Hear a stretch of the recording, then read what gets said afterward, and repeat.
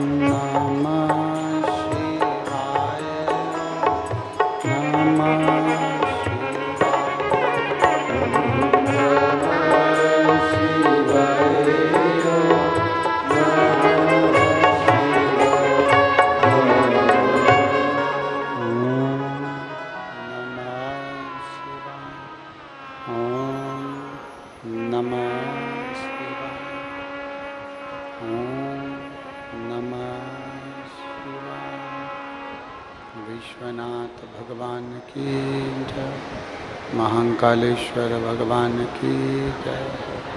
ओमकारेश्वर भगवान की जय। गंगई माता की जय। महादेव भगवान की जय। कुबेरेश्वर महादेव की जय। हर हर महादेव हर हर महादेव हर हर महादेव। काशी विश्वनाथ ओगरदानी त्रिकालदर्शी कैलाशी अविनाशी भगवान शिव, जिनकी पुनीत पावन शिव महापुराण की कथा संपूर्ण विश्व के कल्याण हेतु बाबा देवाधिदेव महादेव की कृपा से, करुणा से, उनकी उदारता से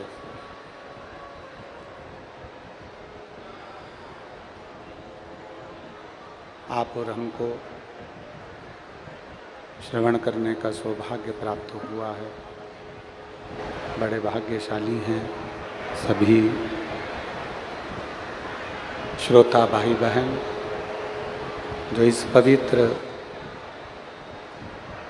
शिव महापुराण की कथा का लाभ माँ गंगई की पवित्र भूमि गंडई छत्तीसगढ़ में श्रवण करने का सौभाग्य मिला है।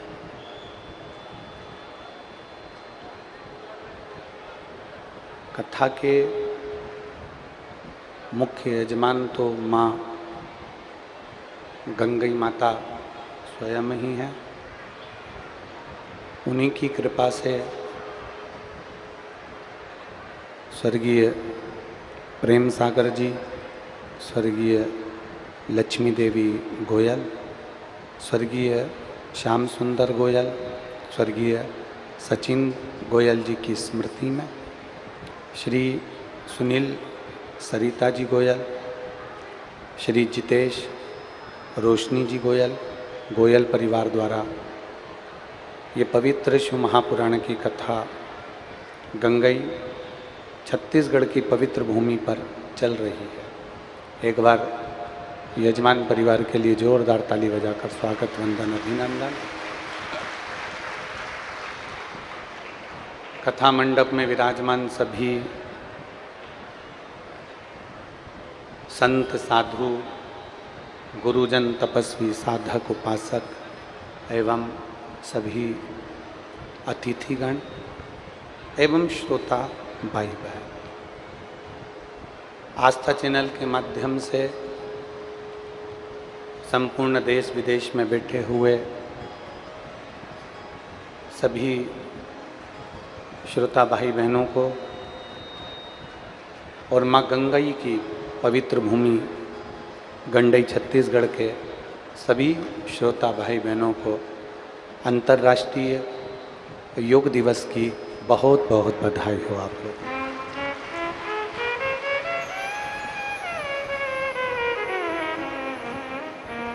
करो योग, रहो निरोग। संपूर्ण देश में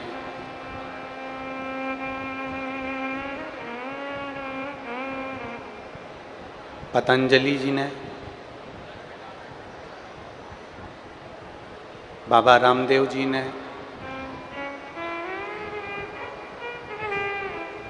श्री बालकृष्ण जी ने पतंजलि योग पीठ के माध्यम से संपूर्ण देश विदेश में एक योग की अलग जगह है और जनमानस को ये बताया है कि निरोग होने का सबसे सुंदर साधन है योग।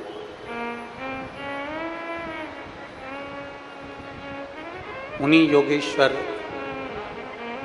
भगवान शिव ओगड़दानी की पवित्र कथा आप और हम श्रवण कर रहे हैं।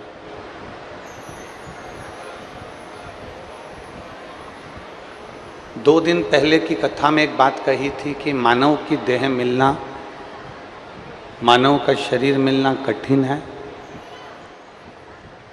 और यदि मानव का शरीर मिल जाए, मानव का शरीर प्राप्त हो जाए तो फिर भगवान की अविरल भक्ति धारण करना कठिन।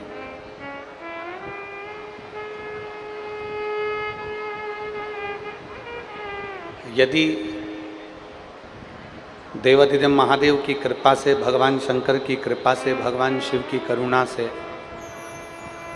अपने माध्यम से, परिवार के माध्यम से, गांव के माध्यम से, नगर के माध्यम से, शहर के माध्यम से, अपने क्षेत्र में एक कोई पुण्य का कार्य भी हो जाए तो ये मान कर चलें कि आपकी और हमारी दोनों की जिंदगी सार्थक है और जो जनमानस यहाँ निवास करता है उसकी भी जिंदगी सार्थक है, ये मान कर चलें। गोयल परिवार, श्री सुनील जी, जितेश जी और इनका पूरा परिवार, गोयल परिवार, इनके इष्ट मित्र, सखा, दोस्त, समाज और संपूर्ण गंडई के निवासी, आज आप लोगों को सबसे ज़्यादा अपने आप को भी साधुवाद देना चाहिए कि कहीं आप लोगों के पूर्वजों के पुण्य प्रबल हुए होंगे जो ये शिव महापुराण की कथा गंडई में आई है। यहाँ के विधायक महोदय हों, यहाँ के सांसद महोदय हों, यहाँ के पंचायत अध्यक्ष हों, चाहे विधायक हों, चाहे सांसद हो, चाहे पंचायत अध्यक्ष हों, चाहे अध्यक्ष हों, सचिव हों, सबके भीतर एक उत्साह होना चाहिए कि हमारे क्षेत्र में माँ गंगई की कृपा से जिस कथा को सुनने के लिए दुनिया तरसती है वो स्वयं शिव महापुराण चलकर गंगई की पवित्र भूमि पर आ गए। ये शिव कृपा से, ये भगवान देवाधिदेव महादेव की करुणा से। और गंडई के निवासी तो अपने आप को साधुवाद दें, और साथ में हम आप सबको साधुवाद देते हैं जो इतने कीचड़ में, पानी में, बारिश में शिव की भक्ति को पाने के लिए, भगवान देवाधिदेव महादेव की विरल भक्ति को प्राप्त करने के लिए आप अपना अपना गांव नगर क्षेत्र छोड़कर भगवान शंकर की इस पवित्र कथा में पहुंचे हो। और ध्यान देना, आप भगवान शिव की कथा में पहुंचे हो तो एक ना एक दिन तुम्हारी दुख की घड़ी में मेरा महादेव भी तुम्हारे दरवाजे पर जरूर पहुंचे। तेरे मंदिर में आना मेरा काम है और मेरी बिगड़ी बनाना तेरा काम। मैं तेरे मंदिर तक आ तो गया, मुझे दर्श दिखाना तेरा काम। हम उसकी चौखट तक आ भी गए, हम उसके दरवाजे तक पहुंच भी गए, हम उसके द्वार तक आ भी गए, पर दर्श दिखाने की जवाबदारी, बुलाने की जवाबदारी, पहुंचाने की जवाबदारी सब उसकी।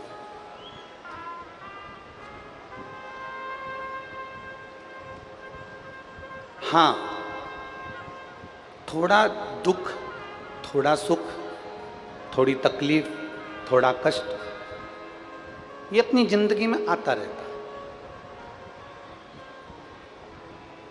ऐसा संसार में किसी का जन्म नहीं हुआ जिसकी जिंदगी में दुख और तकलीफ नहीं आई। इस व्यासपीठ पर बैठकर हम भी आज तक आप लोगों के बीच में ये नहीं बोले कि आपको दुख नहीं आएगा। हमने कभी ये भी नहीं कहा कि आपको दुख नहीं आएगा। दुख तो हमारे पूर्व के कर्म के अनुसार, हमारे पूर्व के किए हुए कर्म के अनुसार दुख और सुख हमारे सामने आते ही हैं।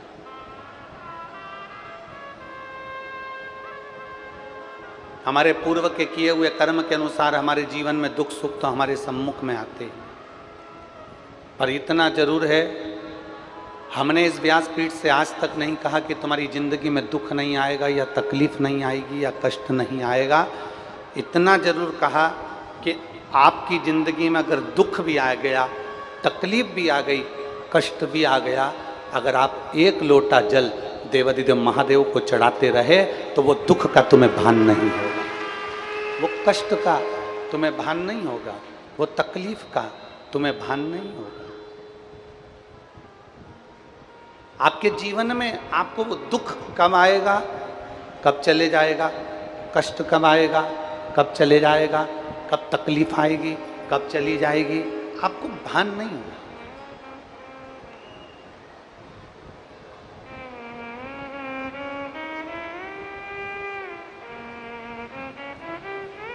अपनी चलती हुई जिंदगी में, अपने चलते हुए जीवन में ये शरीर, हाथ पैर और हमारा ये एक एक इंद्री, चाहे वो 5 कर्मेंद्री हो, 5 ज्ञानेंद्री हो और एक मन हो, ये जितनी इंद्रियां हैं,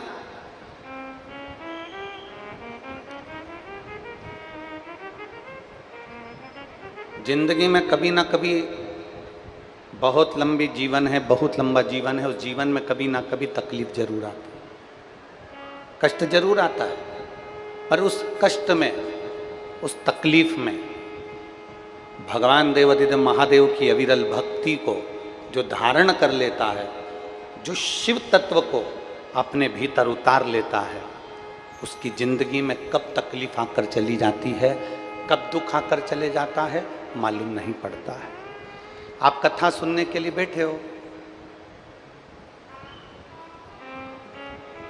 आपका मन मान लो कथा में लग गया, आपका चित्त मान लो कथा में लग गया। पड़ोसन क्या बोल रही है, पड़ोसी क्या बोल रहा है, कार्यकर्ता क्या बोल रहे हैं, गार्ड क्या बोल रहे हैं, आपका ध्यान उस पर नहीं जाएगा। ध्यान किसका जाता है? जिसका मन कथा में नहीं लगा, जिसका चित्त कथा में नहीं लगा, जिसका मन भगवान की ओर आसक्त हो गया, जिसका मन मेरे भगवान ओघड़दानी के प्रति समर्पित हो गया, जिसका चित्त भगवान की ओर आसक्त हो जाता है, फिर उसको पास वाला क्या बोल रहा है, पड़ोसी क्या बोल रहा है, रिश्तेदार क्या बोल रहा है, नातेदार क्या बोल रहा है, कुटुंब वाला क्या बोल रहा है, उसके स्मरण में नहीं रहता। एक बार यदि आपका मन, एक बार आपका चित्त, एक बार आपका वृत्ति, एक बार आपका दिल, एक बार आपका बुद्धि, एक बार आपका चित्त अगर परमात्मा में लग गया, एक बार आपका मन यदि भगवान में लग गया, फिर दुनिया क्या कह रही है, दुनिया क्या बोल रही है, आपको उससे मतलब नहीं। मीराबाई का चरित्र कहता है, जहर का प्याला मीराबाई के सामने लाकर रख दिया, कोई दूसरे भेजने वाले नहीं थे, खुद के परिवार वालों ने जहर का प्याला भेज दिया। सांप का पिटारा लाकर रख दिया, कोई दूसरे भेजने वाले नहीं थे, सांप का पिटारा परिवार वालों ने भेज दिया। शेर के सामने ले जाकर खड़ा कर दिया जंगल में, किसी दूसरे ने नहीं भेजा था, रिश्तेदारों ने भेजा था। पर मीराबाई का ध्यान शेर पर नहीं गया, मीराबाई का ध्यान जहर पर नहीं गया, मीराबाई का ध्यान सांप पर नहीं गया। मीरा तो भगवान गिरधर गोपाला के, मेरे ठाकुर के, मेरे कृष्ण के, मेरे कलुहा के, मेरे कृष्ण के भक्ति में ऐसी डूबी रही मीराबाई, ऐसी डूबी रही, ऐसी डूबी रही कि कब जहर अमृत बन गया, कब सांप माला बन गया और कब सिंह पास में से आकर निकल गया, ये मीरा को भी नहीं मालूम पड़ता।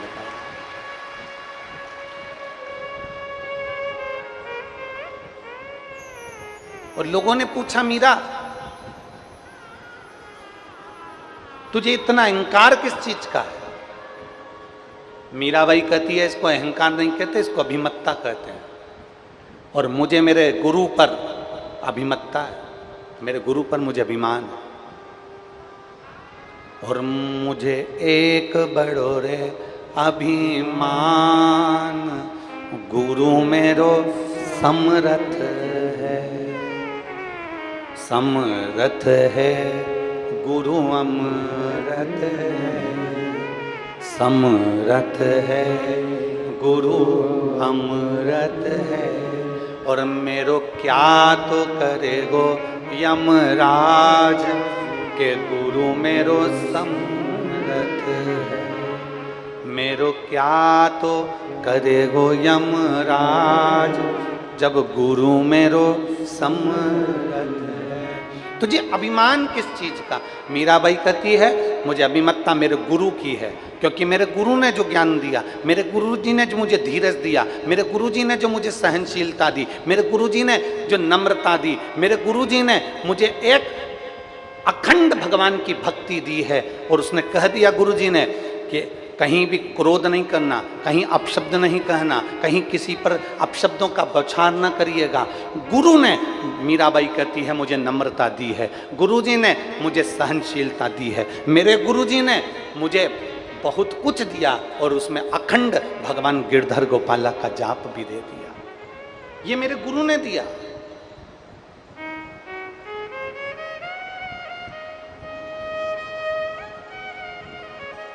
हमने कल की कथा में कहा था, कल की कथा में देवादिदेव महादेव के चरित्र में जब हम श्रवण कर रहे थे तो आपको कहा था, भगवान धन दे देता है, दौलत दे देता है, सत्ता दे देता है, वैभव दे देता है, प्रतिष्ठा दे देता है, कुर्सी दे देता है, पद दे देता है। तुम्हें जंगल में भेजकर भजन भी करवा देता है, तुम्हें संत साधु गुरु तपस्वी वक्ता श्रोता सब बना देता है। भगवान तुम्हें दुनिया भर का ठाठ दे देता है। पर शिव महापुराण की कथा कहती है, भगवान सहनशीलता केवल अपने भक्त को ही दे पाता है, सहनशीलता अपने भक्त को ही प्रदान करता है। भगवान तुम्हें खुद कुर्सी दे देगा, पद दे देगा, प्रतिष्ठा दे देगा, यश दे देगा, संत बना देगा, साधु बना देगा, वक्ता बना देगा, श्रोता बना देगा। तुम्हें जो ऊंचे से ऊंची कुर्सी है भगवान तुम्हें वहां तक ले जाकर बिठा देगा। पर सहनशीलता मेरा शंकर नहीं देता, सहनशीलता मेरा शिव उसी को देता है जो मेरे शंकर के गुणगान में लगा रहता है, जो शिव भक्ति में लगा रहता है, जो भगवान देवादिदेव महादेव को एक लोटा जल समर्पित करना जानता है। भगवान उसको धीरे धीरे सहने की आदत डाल देता है। सहते रहो, मुख से कुछ कहना नहीं है, सहते रहो, मुख से कुछ कहना नहीं है, सहते रहो।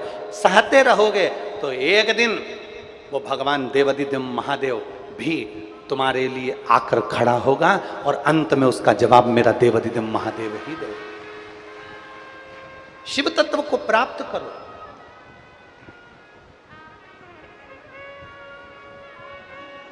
घर में दाल बनाती हो? अरे बोलो तो जम के। हाँ। चावल बनाती हो? ठीक है, हाँ।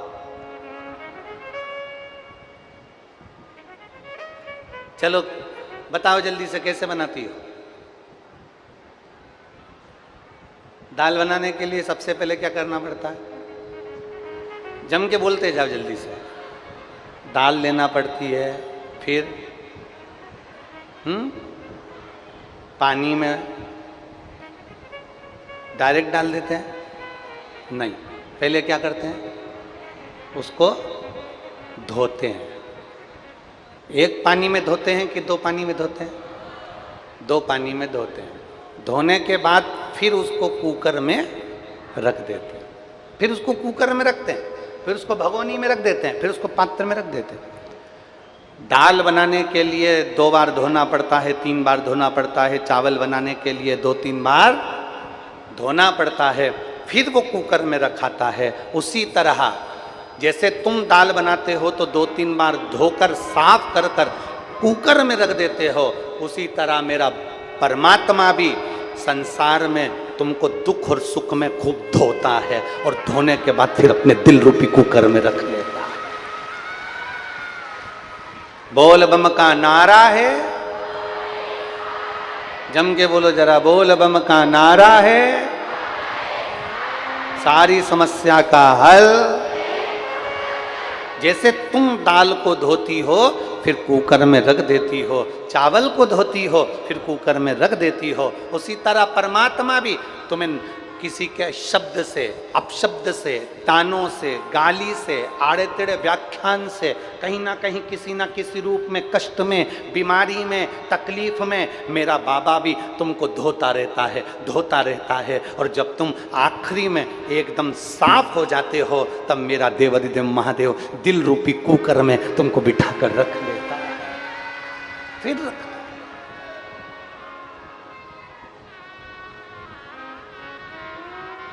और शंभु शरणे पड़ी मांगू घड़ी रे घड़ी, दुख काटो दया करीन दर्शन।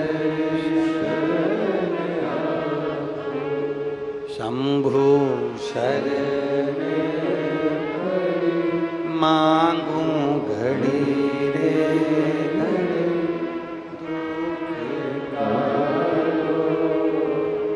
दया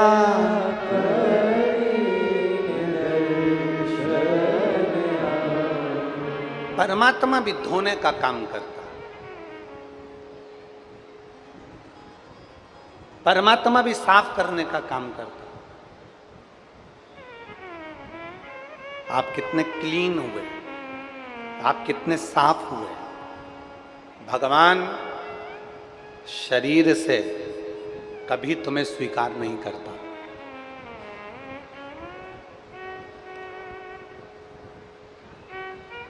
भगवान शरीर से कभी स्वीकार नहीं करता। तुम सोचो कि तुम बड़े सुंदर दिख रहे हो तो भगवान मुझे जल्दी स्वीकार करेगा। तुम सोचो कि मैं बहुत सुंदर हूं तो मुझे भगवान जल्दी स्वीकार करेगा। तुम सोचो कि मैं ज्यादा विद्वान हूं, मुझे भगवान जल्दी स्वीकार करेगा। तुम सोचो कि मेरे पास में पद और कुर्सी है तो भगवान मुझे जल्दी स्वीकार करेगा। पद, प्रतिष्ठा, पैसा, पहचान तुम्हें मंदिर में जल्दी दर्शन करा सकती है। पद, प्रतिष्ठा, पैसा और पहचान तुम्हें मंदिर में जल्दी दर्शन करा सकते हैं। तुम्हें भगवान के मंदिर में जल्दी दर्शन मिल सकता है। पद, प्रतिष्ठा, पैसा और पहचान ये तुम्हें मंदिर में जल्दी दर्शन करा सकते हैं, ये तुमको आगे ले जाकर बिठा सकते हैं, ये तुमको भगवान के मंदिर में जल्दी पहुंचा सकते हैं। और ईमानदारी की बात शिव पुराण की कथा कहती है कि पद, प्रतिष्ठा, पैसा और पहचान तुम्हें परम धाम तक नहीं पहुंचा सकते। परम धाम तक तो तुम्हारी अविरल भक्ति, परम धाम तक तुम्हारी अविरल भक्ति, परम धाम तक तुम्हारे भगवान शंकर की अविरल भक्ति, राम कृष्ण की अविरल भक्ति, परम धाम तक मेरे गिरि गोवर्धन नाथ जी की अविरल भक्ति, परम धाम तक तुम्हें परमात्मा की अविरल भक्ति ही पहुंचा सकती है।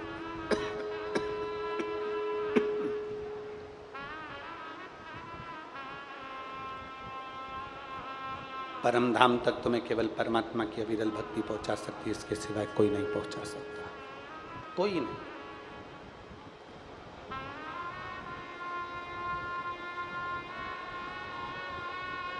इसलिए अरे देख लिया संसार हमने, सब मतलब के यार हमने, झूठे नाथ, गला पकड़ रहा है गला, झूठे नाते झूठे रिश्ते, अरे झूठा है संसार हमने देख लिया, सब मतलब के यार हमने देख लिया, संसार हमने देख लिया। ये संपूर्ण पद, प्रतिष्ठा, पैसा, पहचान तुम्हें मंदिर तक आगे ले जाकर जरूर बिठा देगी, मंदिर में मूर्ति का दर्शन भी करा देगी, भगवान के सामने ले जाकर खड़ा भी कर देगी। पद, प्रतिष्ठा, पहचान, ये सब पैसा तुम्हें मंदिर के अग्रण्य ले जाकर रख देंगे, तुम्हारे गले में माला भी पहना देंगे, तुम्हारा सम्मान भी करा देंगे, पर पद, प्रतिष्ठा, पहचान और पैसा परमात्मा से मिलन नहीं करवा सकता। शिव महापुराण की कथा में इसलिए देवादित्य महादेव की पूरी पुराण को पढ़कर देखना।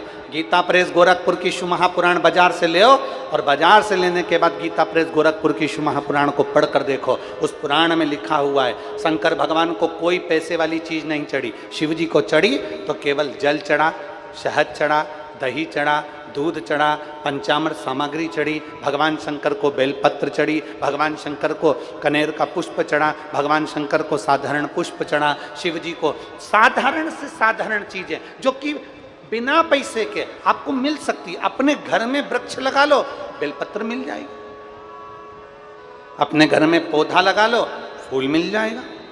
अपने घर में गौ माता को पाल लो, दूध मिल जाएगा। अपने घर में गौ माता को रख लो, दही मिल जाएगा। अपने घर में जल भी है, अपने घर में बेलपत्र भी है, अपने घर में दूध भी है, अपने घर में बेलपत्र, पुष्प सब अपने घर में। शंकर जी की सेवा में, शिव जी की पूजन में पैसे का कोई काम नहीं है, धन का कोई काम नहीं है। शिव जी की पूजन में अगर चाहिए तो केवल तुम्हारा मन चाहिए। जितने दिल से तुम शिव को भजोगे उतनी जल्दी तुम्हें शंकर मिलेगा। शिव को धन की जरूरत नहीं है। मेरे भोलेनाथ जी को अगर धन की जरूरत होती तो बैकुंठ में निवास करते। मेरे भोलेनाथ जी को धन की जरूरत होती तो ब्रह्मलोक में निवास करते।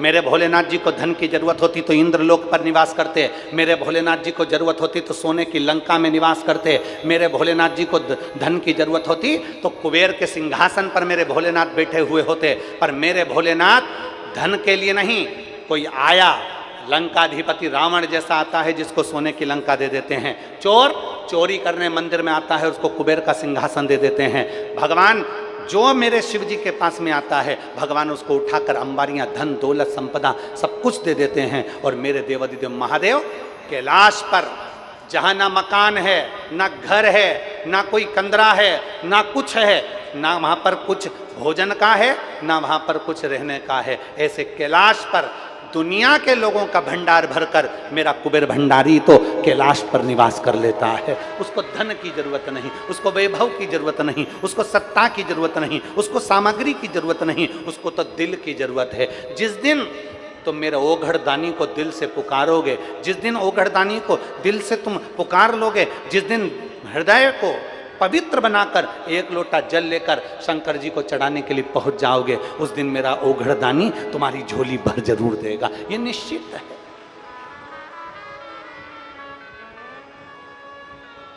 और खाली ना जाता दर से तुम्हारे। प्रेशर बढ़ाओ, प्रेशर सब दूर का।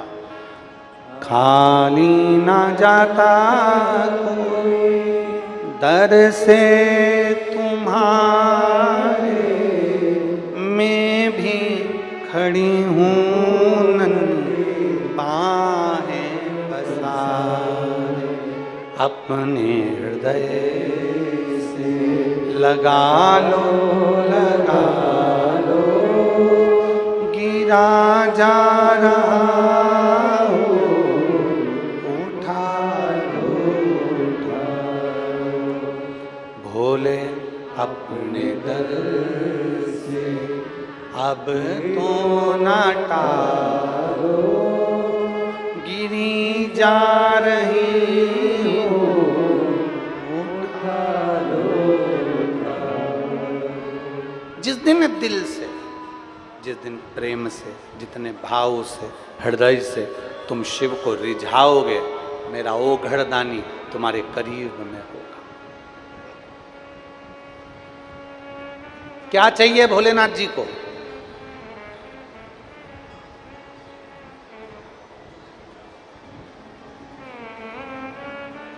सोने का मुकुट? अरे जम के बोलो जरा। नहीं। सोने चांदी के कड़े? नहीं।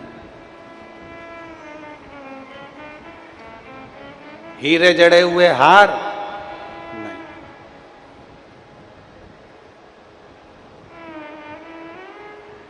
आकर्षण से शिव कभी नहीं मिलते। शिव मिलते हैं समर्पण से। आकर्षण से शिव नहीं मिलेंगे।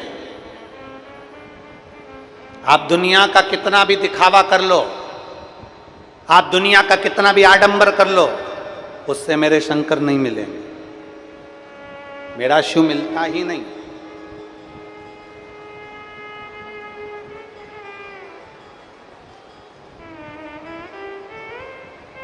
आकर्षण से शंकर नहीं मिले। आकर्षण से भगवान शंकर कभी नहीं मिलते। भगवान को रिझाने के लिए आकर्षण नहीं, समर्पण की जरूरत होती है। आप आकर्षण से रिझाओगे, मेरा शंकर नहीं मिलेगा। जिस दिन तुमने समर्पण, अपने भीतर का भाव मेरे देवाधिदेव महादेव को दे दिया, अपने भीतर का भाव जिस दिन तुमने देवाधिदेव महादेव को समर्पित कर दिया, अपना पूर्ण समर्पण आपने भगवान देवाधिदेव महादेव को दे दिया, वो कहते हैं ना, तन मन धन सब कुछ तेरा, स्वामी सब कुछ है तेरा, तेरा तुझको प्रभु का प्रभु को समर्पण क्या लागे मेरा। ओम जय जगदीश। समर्पण दीजिए। आकर्षण से भगवान शंकर को नहीं रिझाया जा सकता। आकर्षण से आप दुनिया को रिझा सकते हो, आकर्षण से आप ट्रस्टियों को रिझा सकते हो, आकर्षण से आप समितियों को रिझा सकते हो, आकर्षण से आप दुनिया को रिझा सकते हो, आकर्षण से आप परिवार वालों को रिझा सकते हो। आकर्षण से शंकर को कभी नहीं रिझा सकते। शंकर को रिझाने के लिए तो तुम्हारा समर्पण मूल होता है। समर्पण।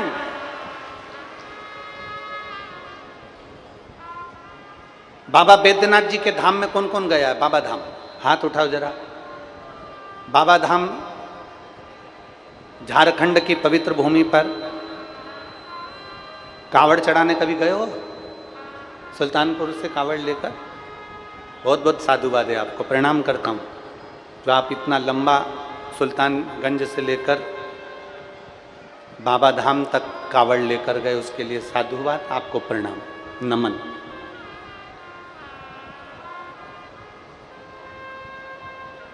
हम आपसे पूछें, बिल्कुल सरलता में बोलिएगा, चाहे तुमने सीहोर की कांवड़ भरी हो, चाहे तुमने बाबा धाम की कांवड़ भरी हो। कांवड़ भरने के लिए जब जाते हो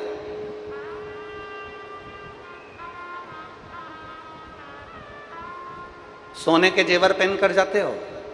जम के बोलो। नहीं नहीं। चुन्नी ब्रेस पहन के जाते हो? नहीं। खूब हीरे जवाहरात पहनकर जाते हो? नहीं। जब मेरे बाबा शंकर के पास जाते हो आकर्षण से मुक्त होकर, एक साधारण सी टी शर्ट पहन ली, कहीं उस पे लिखा हुआ था बोल बम का नारा है, बाबा है, साधारण सी टी शर्ट, साधारण सा तुमने कहीं नीचे धोती लपेट ली, साधारण सा, जिससे चलने में दिक्कत ना है।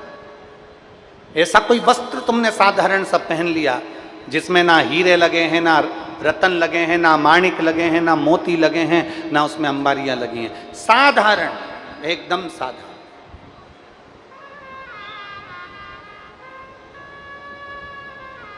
साधारण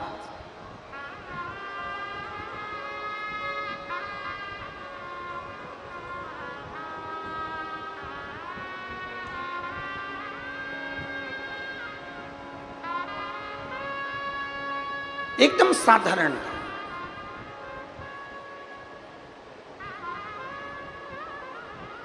एकदम सहज, उसमें कोई आकर्षण नहीं, कोई आकर्षण, बिना आकर्षण, बिना।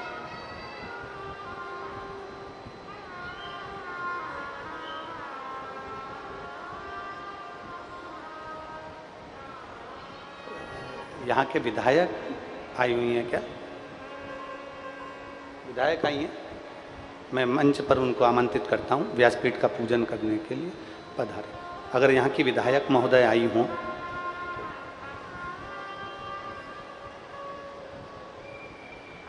बिना आकर्षण नहीं आई? अच्छा ठीक है, ठीक ठीक। बिना आकर्षण के मेरे शिव को रिझाने के लिए आप और हम कांवड़ लेकर जाते हैं, बिना आकर्षण के, जिसमें हमारा कोई आकर्षण नहीं है। हम ना रतन, हम ना माणिक, ना हम मोती, ना हम जेवरात, कुछ नहीं। हम कैसे जा रहे हैं कांवड़ यात्रा में? कई माताएं कहती हैं गुरुजी कांवड़ में हम सीहोर आए तो हमको वहाँ पर क्या मिलेगा? तो हम कहते हैं तुम सीहोर आओ तो वहाँ पर तुम्हें केवल कुबेर भंडारी मिलेगा। लोटे तुम्हारे, डंडा तुम्हारा, तुम डंडा वहाँ से नहीं लेके आओ, सीहोर से खरीदो, पर डंडा तुम्हारा, लोटे तुम्हारे, जल सीवन मैया का, जल सीवन महारानी का, और अपने घर से भी थोड़ा थोड़ा जल लेकर आओ तो वो आपकी बहुत बड़ी, मेरे देवाधिदेव महादेव की कृपा होगी, बहुत बड़ी कृपा कि कावड़ हम हमारे घर से लेकर जा रहे हैं, जल हम हमारे घर से लेकर जा रहे हैं।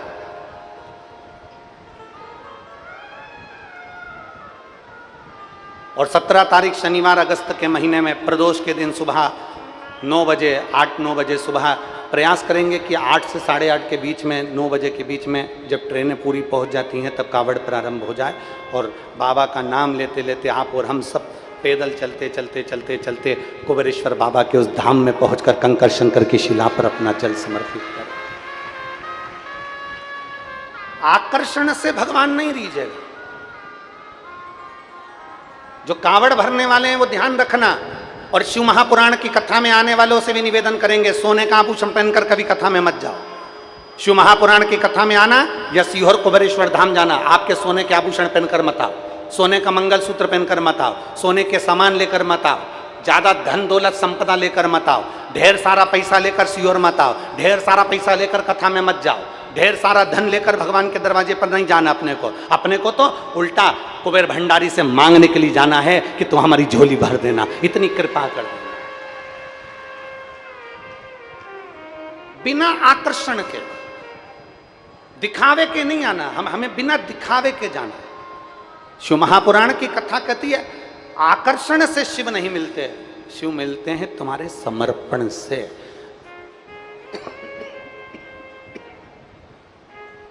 शिव मिलते हैं तुम्हारे समर्पण भाव से। रावण के पास में सोने की लंका है, रावण के पास में सोने का मुकुट है, रावण के पास में धन है, रावण के पास में संपदा है, रावण के पास में सत्ता है, रावण के पास में वैभव है। रावण ने सारे ग्रहों को अपने अनुकूल कर रखा था, रावण ने सारी सत्ता को अपने अनुकूल करके रखा था। पर जब रावण कैलाश पर भगवान शंकर का भजन करने के लिए जाता था, जब रावण, आप अपनी पूरी रामचरितमानस को उठाकर देखिए, रावण के पूरे चरित्र को उठाकर देखिए, रावण संहिता को उठाकर देखिए, आपको मिलेगा रावण जब शंकर भगवान की पूजन करने बैठता था तो मुकुट उतार देता था, जेवर उतार देता था, आभूषण उतार देता था, केवल कंधे पर यज्ञोपवीत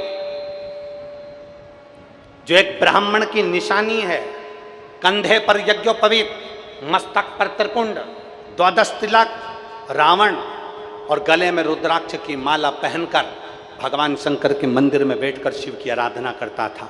रावण के पास में जब सोने का मुकुट था, रावण के पास में जब वैभव था, रावण के पास में जब सत्ता थी, रावण के पास में दुनिया भर की अंबारियां थी, तो रावण वो सब पहनकर क्यों नहीं बैठता था? क्योंकि रावण को मालूम है कि सारे दुनिया के देवताओं को रिझाने के लिए आकर्षण की जरूरत पड़ेगी, पर शंकर को रिझाने के लिए आकर्षण नहीं, शंकर को रिझाने के लिए समर्पण की जरूरत पड़ेगी।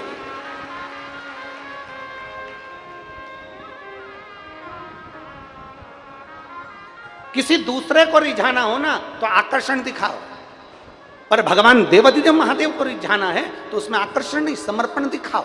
तुम्हारा समर्पण कितना है?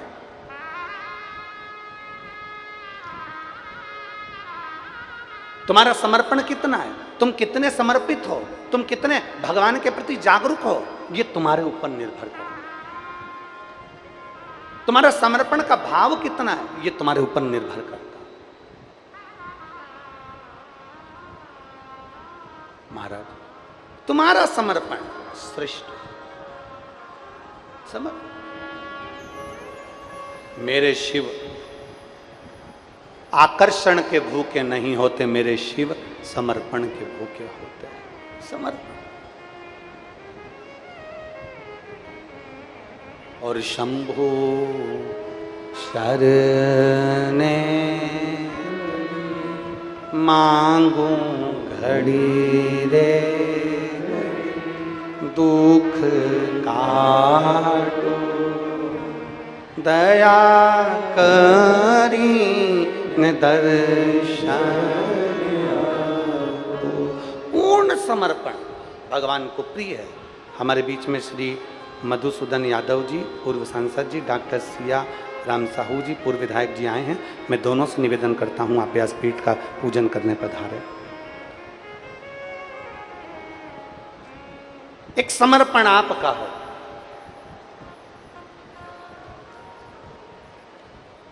और जब समर्पण आपका होगा तो भगवान शिव की अविरल भक्ति, भगवान शंकर की अविरल भक्ति हमको अवश्य प्राप्त हो, आपके समर्पण के बल पर। और मेरी जीजियों से निवेदन है, मेरे जीजाओं से निवेदन है, जितने मेरी बेटी बेटा यहाँ बैठे हुए हैं उनसे निवेदन है, जितनी मेरी माताएं यहाँ बैठी हुई हैं उनसे निवेदन, और जितने आस्था चैनल पर कथा सुन रहे हैं, जितने फेसबुक यूट्यूब पर कथा सुन रहे हैं, उनसे निवेदन कि भगवान के मंदिर में जाना दुनिया को रिझाने के लिए मत जाना। भगवान के मंदिर में जाना दुनिया के दिखावे के लिए मत जाना। भगवान के मंदिर में जाना, कथा में जाना तो दुनिया को दिखाने के लिए नहीं, दुनिया को रिझाने के लिए नहीं। भगवान के मंदिर में जाना तो मेरे भोलेनाथ को पूर्ण समर्पण करने के लिए चले जाना। पूर्ण समर्पण। और जिस दिन हमारा पूर्ण समर्पण होगा, जिस दिन हम समर्पित भाव से कार्य करेंगे, जिस दिन हमारा पूर्ण समर्पण होगा, हमारे देवादिदेव महादेव के प्रति हमारा समर्पण प्रबल होगा, उस दिन सुख का एक आनंद अपने आप समाहित हो जाएगा।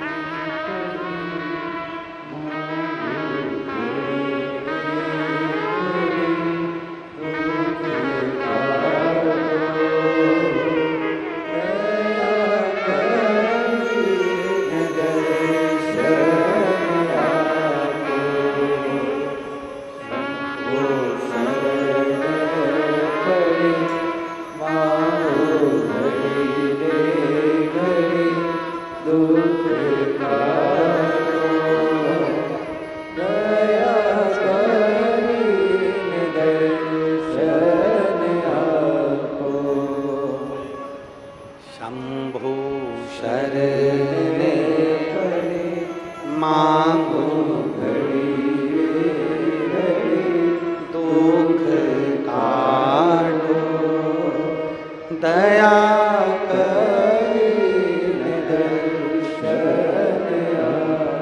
एक समर्पण पूर्ण।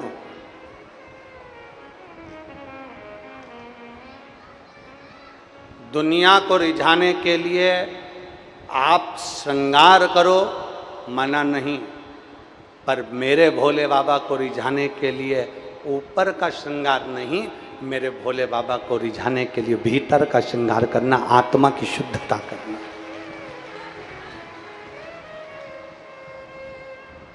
मेरे शंभू बाबा को रिझाने के लिए आत्मा की शुद्धता करना, भीतर की शुद्धता करना।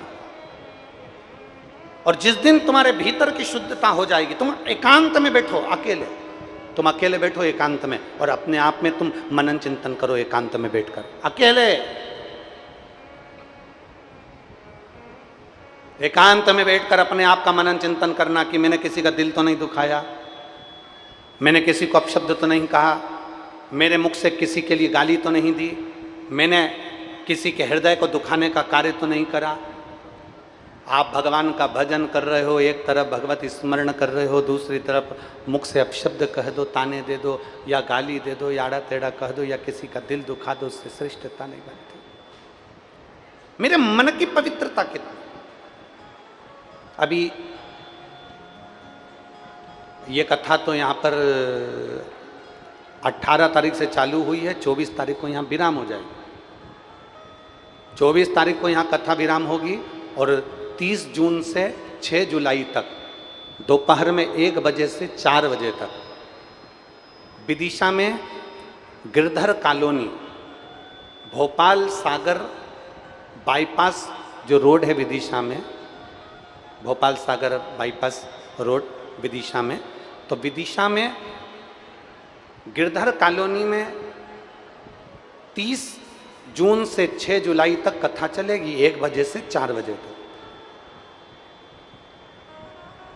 उस कथा का नाम हमने दिया है वेत्रवती शिव महापुराण की कथा।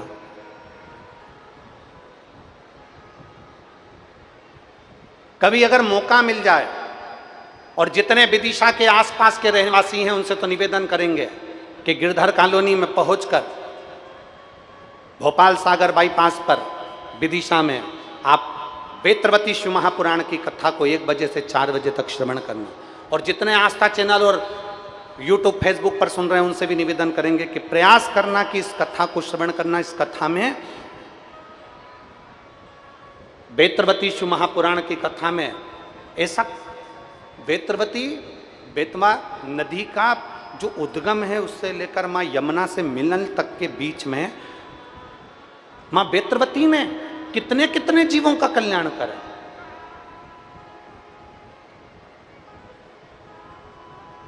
कितने पौधे प्रकट करे,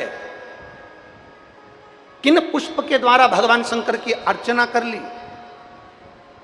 ये सब संवादों को हम वेत्रवती शिव महापुराण की कथा में श्रवण 1 बजे से 4 बजे तक। और जो विदिशा के आसपास के भक्त हैं वो अवश्य श्रवण करें, अपने जीवन को सार्थक करें।